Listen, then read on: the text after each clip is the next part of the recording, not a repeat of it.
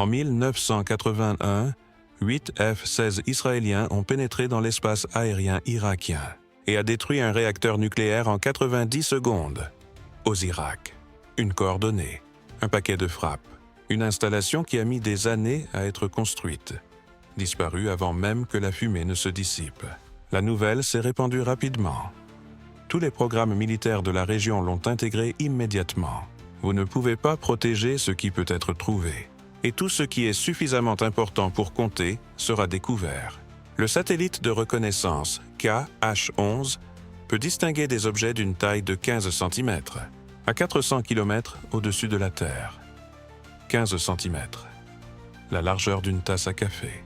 Rien sur la surface de l'Iran n'était secret. Les installations de lancement à Shahrud ont été photographiées. Les bâtiments d'assemblage à Parchin ont été photographiés. Dépôts de carburant, installations radar, infrastructures de commandement, tout est cartographié. Tout est chargé dans des ordinateurs de ciblage qui se mettent à jour en continu.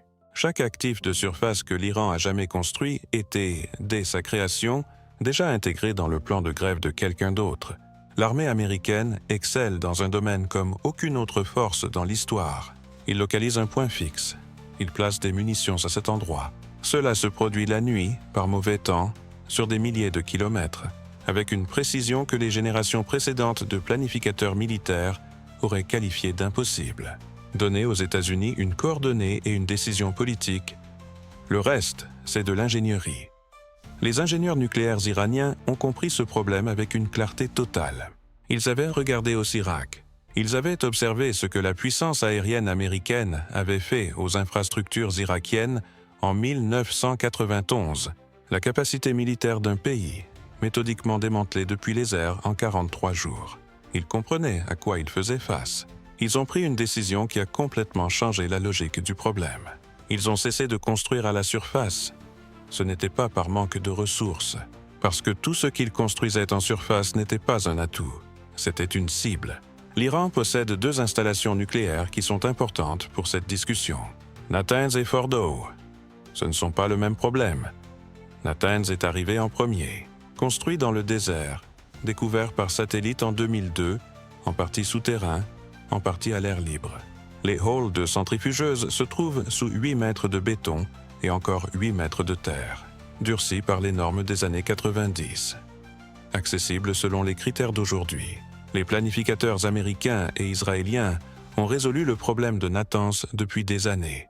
Fordow est différent. Fordow a été construit après que l'Iran a observé ce qui s'est passé à Natanz, après l'exposition, après les images satellites, après la pression politique. Les ingénieurs ont tiré des leçons de la découverte de Natanz et se sont posé une question. Une installation qui ne peut pas être atteinte par le haut pourrait ressembler à un espace souterrain ou à une structure enfouie. Imaginez un bâtiment situé en dessous du niveau du sol, avec des murs épais et des entrées sécurisées. L'éclairage serait limité, peut-être alimenté par des lampes LED ou des fenêtres situées en hauteur, laissant passer un peu de lumière naturelle. Les couloirs seraient larges et bien organisés, avec des panneaux d'indication clairs. La ventilation serait essentielle pour assurer une circulation d'air adéquate. En somme, c'est un lieu qui privilégie la sécurité et la fonctionnalité, tout en étant isolé des accès aériens. La réponse était une montagne. Fordow se trouve à l'intérieur d'une montagne, près de la ville de Qom, pas sous un bâtiment, pas sous une dalle en béton, à l'intérieur même de la roche, sculptée dans la formation des Zagros, l'une des structures géologiques les plus anciennes et les plus denses du Moyen-Orient. Les montagnes Zagros se sont formées au cours de plus de 150 millions d'années de compression. Le calcaire jurassique et le dolomite ont été plissés sous la pression continentale, formant des reliefs qui atteignent 4000 mètres d'altitude. Sur le plan géologique, la roche est compétente, dense, capable de supporter des charges sans se fissurer de manière imprévisible. Il est, sur le plan structurel, très proche d'un matériau idéal pour les besoins des ingénieurs. Les halls de centrifugeuses à Fordow se trouvent sous environ 80 mètres de montagne solide. Ce ne sont pas 80 mètres d'air et de béton, mais 80 mètres de calcaire comprimé des Zagros, qui soutiennent leur poids depuis avant que le premier être humain ne foule la Terre. Les ingénieurs n'ont pas construit de bunkers. Les bunkers ont des coordonnées. on peut résoudre les bunkers. Ils ont installé leur installation à l'intérieur d'une formation géologique déjà existante. Et ensuite, ils ont laissé 150 millions d'années de physique faire le travail de défense. Le GBU-57, ou pénétreur d'ordnance massif, est l'arme de pénétration de bunkers conventionnelle la plus puissante jamais conçue. 30 000 livres, 6 mètres de long. Un obus perforant, durci pour percer le béton armé à sa vitesse terminale avant que la mèche ne s'enclenche. Les États-Unis ont dépensé plus de 300 millions de dollars pour le développer, car les armes existantes ne pouvaient pas atteindre les cibles nécessaires. Il a été conçu spécifiquement en tenant compte de Fordow. L'ingénierie est exceptionnelle.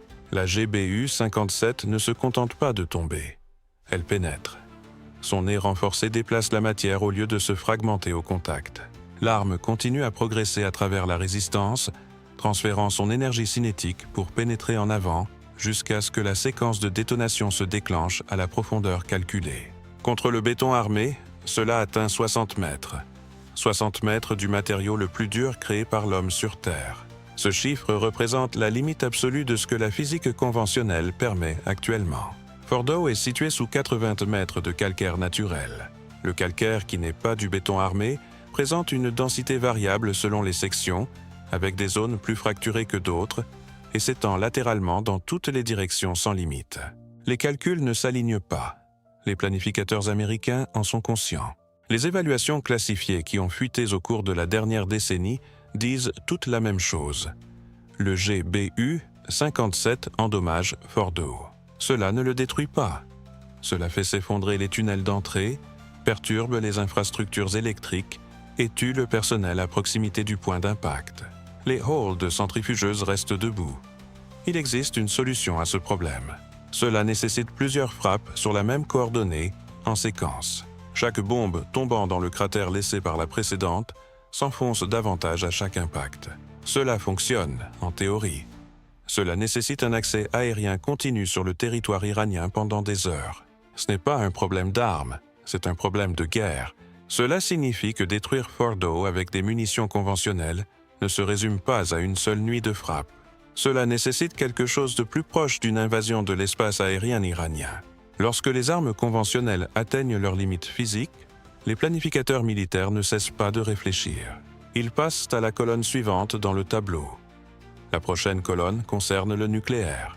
Une arme nucléaire tactique, B-60, et un tiré 12, détoné en surface au-dessus de Fordow, génèrent une onde de surpression. Aucune formation géologique ne l'absorbe complètement. L'onde de choc ne fait pas de compromis avec le calcaire. Elle se propage à travers la roche à des vitesses qui détruisent les structures internes.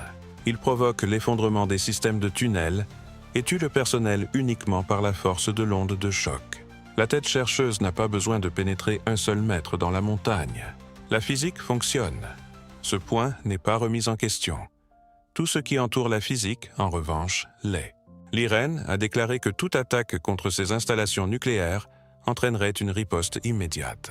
La riposte se déroule sur plusieurs fronts en même temps. Le Hezbollah agit depuis le Liban.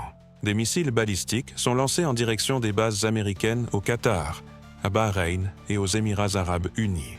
Le détroit d'Ormuz se ferme, non pas en tant que menace diplomatique, mais comme un acte physique.